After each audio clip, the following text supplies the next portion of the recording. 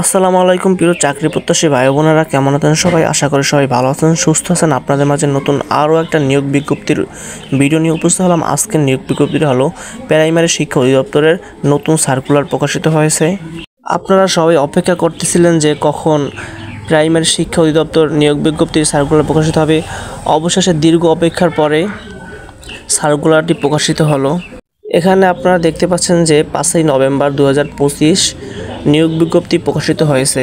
প্রথম ধাপের সার্কুলারে যে সকল বিভাগের প্রার্থীগণ আবেদন করিতে পারবেন সেই সকল বিভাগ হলো রংপুর, বরিশাল, সিলেট, রাজশাহী, খুলনা, ময়মনসিংহ। এই সকল জেলার সকল নাগরিকগণ প্রথম ধাপের সার্কুলারে আবেদন করিতে পারবেন।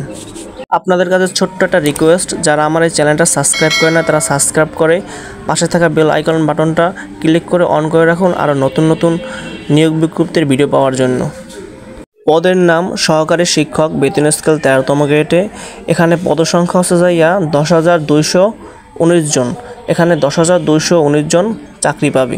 বয়সসীমা 30 নভেম্বর 2025 তারিখে প্রার্থীর ন্যূনতম ও সর্বোচ্চ বয়স হবে যথাক্রমে 21 থেকে 32 বছর পর্যন্ত থাকতে হবে। শিক্ষাগত যোগ্যতা ও অভিজ্ঞতা থাকা দরকার। এখানে কোনো স্বীকৃত বিশ্ববিদ্যালয় হতে অনার্স অথবা ডিগ্রি অথবা ফাজিল পাস থাকলে এখানে আবেদন করিতে পারবেন। ন্যূনতম 2.25 থাকতে হবে। কিন্তু এখানে শিক্ষা জীবনে কোনো স্তরে যদি আপনি জিপিএ, সিজিপিএ 3য় শ্রেণীর হয় তাহলে আপনি আবেদন করিতে পারবেন না। এখানে অনলাইনের মাধ্যমে আবেদন করতে হবে। এখানে আবেদন শুরুর তারিখ হচ্ছে 8ই নভেম্বর 2025 সকাল 10টায় শুরু হবে এবং শেষ হবে 21 নভেম্বর 2025 তারিখে। এখানে অনলাইনে আবেদন করার পর 72 ঘন্টার ভিতরে আপনার অনলাইনে টাকা পরিশোধ করতে হবে। এখানে সর্বমোট 112 টাকা লাগবে।